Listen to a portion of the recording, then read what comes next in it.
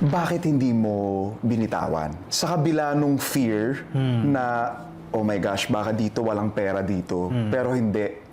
Gagawin ko pa rin to dahil gusto ko. Hindi ko binitawan, pinanghawakan ko talaga. Kasi pangarap ko eh. Pangarap kong makita sa TV, pangarap kong makita sa sinehan.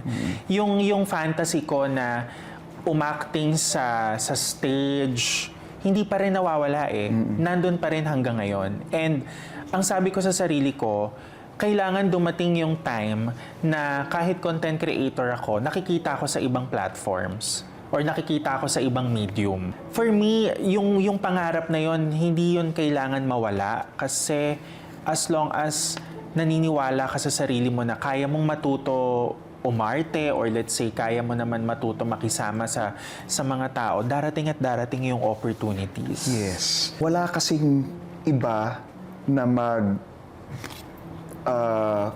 magtatrabaho for you to be able to reach for your dreams kundi sarili mo. Totoo yan. Kaya kung bibitawan mo na siya ng maaga, hindi mo pa nakikita kung ano yung nandun sa